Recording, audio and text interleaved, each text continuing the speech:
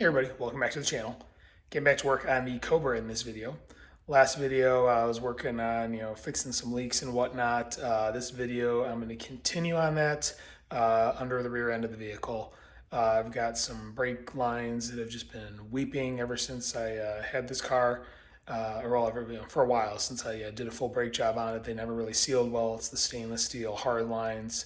They just stay wet. They don't really drip or anything like that, and the master cylinder basically hasn't gone down at all, but it seems like they're always wet at the fittings. That, and I have a transmission output seal I need to replace so I can get rid of an annoying transmission leak. So with that being said, I'm going to get the camera turned around and get to work on the Cobra. All right, so first thing I'm going to address is the brake issue.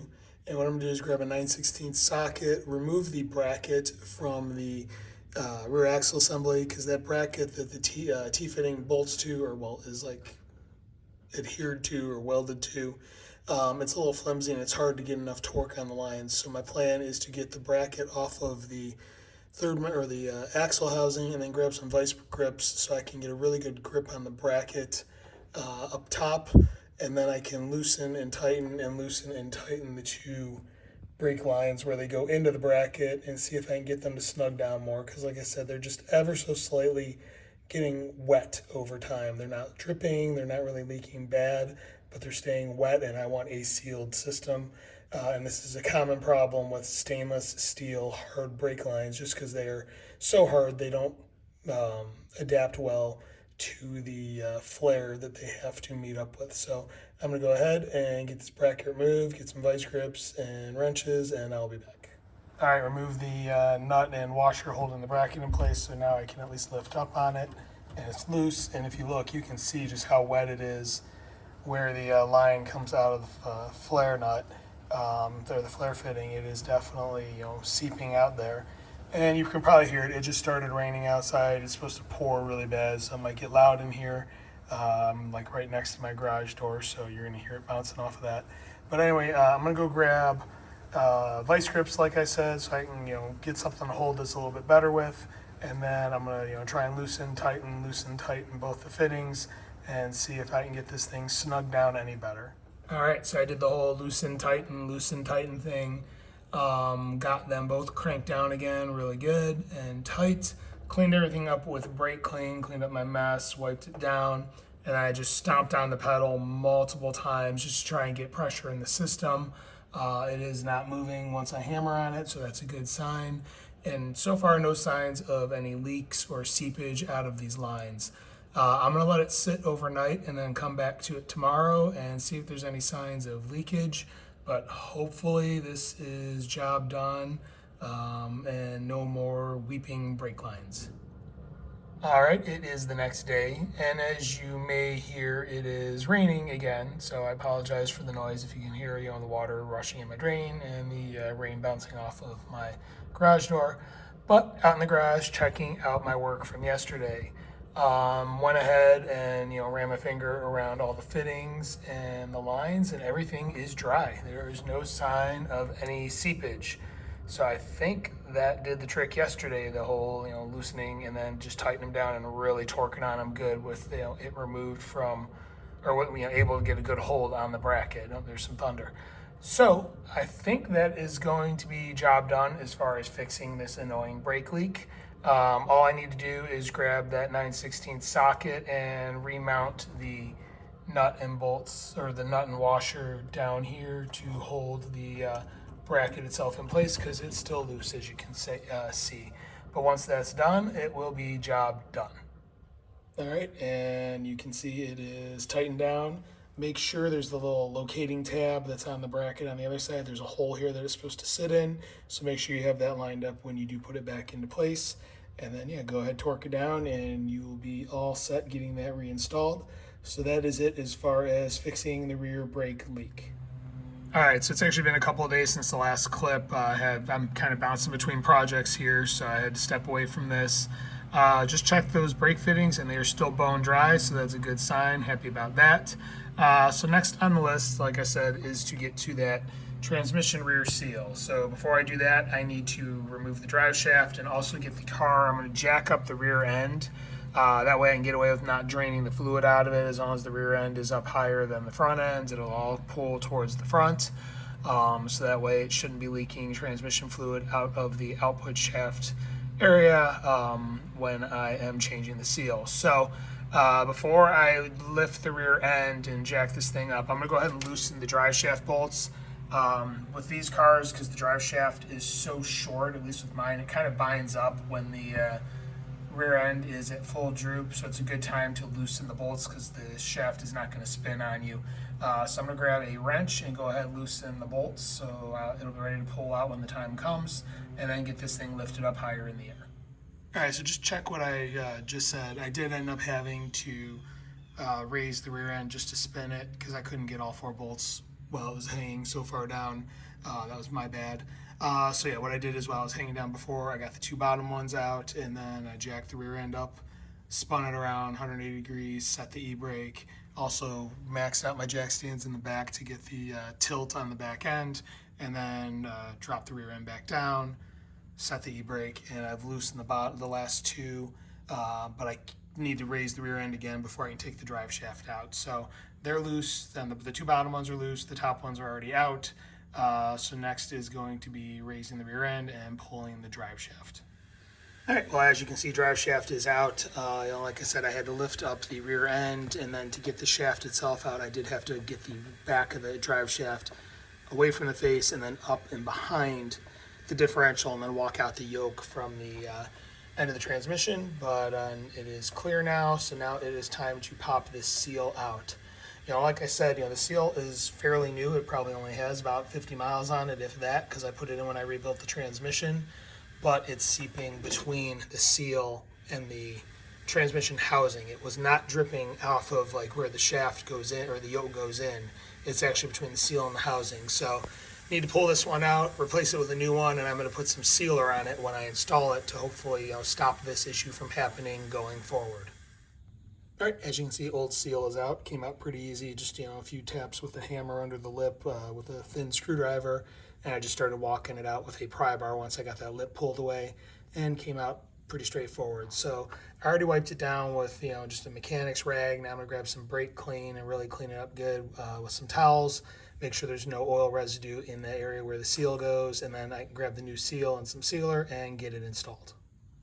All right, here is the seal I'm putting in. It's Timken. Here is the part number. It's listed for automatic transmission in a lot of places, but also work on a manual. You can get a seal that doesn't have this shroud. I like the shroud, so I go with it. To me, it's just a little extra safety measure on the drive shaft. I did make sure that this fits the yoke of my drive shaft that's going in, so good there. And then I compared it to the old seal as far as the outer diameter. It's right, because the old seal I think was an NTN or something. I can't remember what brand it was, but it has a shroud, but it's much shorter than this one. So anyway, so here is the seal that I'm putting in. I've used these on T5s before, it's not a problem. And then I'm gonna use some 90-minute gasket sealer and just put a light amount around the outer lip of this. And then when it comes time to install it, these do not like going in with light taps. They like going in with a heavy tap. If you sit there and try and lightly tap it in, it's just gonna keep popping out on the other sides. So what I am going to be using is a sledge, with a little bit of authority and the driver, and get this knocked into place. Typically a piece of pipe or whatever that'll fit where the outer lip is what you need to do. I've also got some old races I use that are stacked up like this that'll fit over the slip, and then like I said, a good whap with a sledge should get it started, and then you can tap it in from there. But if you're going to try and just lightly tap it in, you're going to be fighting all day long. It never works. So I'm going to go ahead, get the sealer put on the outer lip of this thing and get it ready for installation, and then it's going to go in. There is a weep hole. You want to put that on the bottom. That is just to let you know if it's starting to leak. So it's kind of like a water pump. You have a weep hole there, and that's the warning that things are going bad when fluid starts getting past the seal. So I'm going to go ahead and get things prepped and get this thing installed. All right, new seal is in. I previously said that I was going to use a couple of different races I had laying around. When I went to install it, I realized, that's not going to work because they don't sit flush with each other, and this is such a pain in the butt. And then I remembered, I'd used a piece of pipe when I previously installed it. So then I spent a half hour searching my garage for said piece of pipe, and then remembered, oh, I think I threw it all away when I was doing my big garage clean out over the winter when we had a new floor installed and I got a bunch of new cabinets and whatnot. So I had to run out to the auto parts store and I went and got this adapter. So 2.5 inner to 2.5 outer. The more narrow one fits the seal pretty good, so you see I have it marked. And looking at this, you can see how much oomph you have to put into it to get the seal to seat. So you can see it's kind of beat up from hammering on it so much with that driver. And again, it takes a sledgehammer to get this thing to seat. If you're hitting it with a small regular ball peen hammer, you're going to be whapping all day long and it's going to be laughing at you. But anyway, it is installed, so now it is just going to be a matter of getting the drive shaft back in and getting everything buttoned up. All right, as you can see, I jacked up the rear end and was able to get the drive shaft put into place, and the bolts are just hand snugged. I need to go get a torque wrench and get them torqued, but it's at least, where it should be for now, and, not dangling and causing any crazy stress or anything like that. I was just worried about putting the drive shaft in and leaving it and having it fall out because I actually got to step away for a little bit. So I will come back and torque them down, and I'll be back once that's done. All right, it is the next day. Part of it was I wanted to allow that sealer to set in that rear seal before I lowered the vehicle back down. Part of it was I got tied up doing some other projects and whatnot. But anyway, getting back to work on this, where I left off, I had put the flange bolts in hand tight, so I need to get those torqued. Torque spec I'm going to go with is 95 foot-pounds. That's kind of the top end of the required spec, and I'm doing that just because what this car is, and I don't want to mess around with losing a drive shaft. So I am going to grab my torque wrench and get those torqued down to 95 foot-pounds, and then I'll be back. And everything is torqued. If I forgot to say it before, you need a 12 millimeter 12-point socket for the bolts that are on the flange. Again, all four are torqued to 95 foot-pounds. You'll have to do the bottom two with the e-brake set, then loosen it, or loosen the e-brake, spin it around 180 degrees, and then do the other two. So now all four are torqued. Next I'm going to do is, right now I've got the jack under the rear end, holding that up because of, as I've mentioned before, you get the over angle in the drive shaft if it's not at ride height. So now that that's under there, what I'm going to do is move the jack stands from under the frame and put them under the rear end and actually lower it down so the rear end is lower than the front end. And that way I can run this thing, put it in gear, and test to make sure that seal holds up before I completely put it on the ground. All right, well, I'm not sure if you can tell, but it is, down lower in the rear than the front. It's hard to see, on the camera angle, but rear end's definitely sitting lower, and I do have the axle is now on jack stands. I started putting the wheels on. My plan was to run this and whatnot, but it just started pouring outside. I'm sure you can hear it bouncing off of the garage door and hear the thundering sound from the drain underneath my car as the water is, being evacuated from my driveway outside. So I got to keep the garage closed for now because it blows right in. So what I'm going to do is finish getting the wheels torqued, and so they'll be final installed. And then once this weather clears, I can fire it up and test it out, see how everything works, and see if we can get this thing to leak or if it will stay dry, which I am hoping on the latter. All right, both wheels are torqued to 90 foot-pounds, and the little center caps are installed. So all good there. I am just now stuck waiting out the rain, which it looks like it's going to pretty much be the rest of this afternoon. So it may be tomorrow before I get to fire this thing back up. So I did put, a piece of wood underneath the rear of the transmission just in case it does start dripping again. Again, fingers crossed that does not, but better be safe than sorry. So I'll be back as soon as the weather allows for it.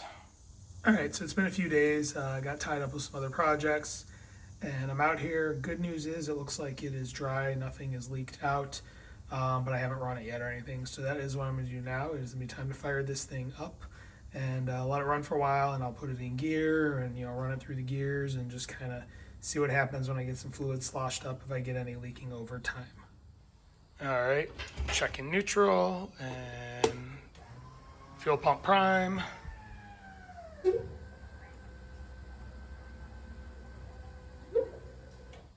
All right, pump's done running. Let's fire it up.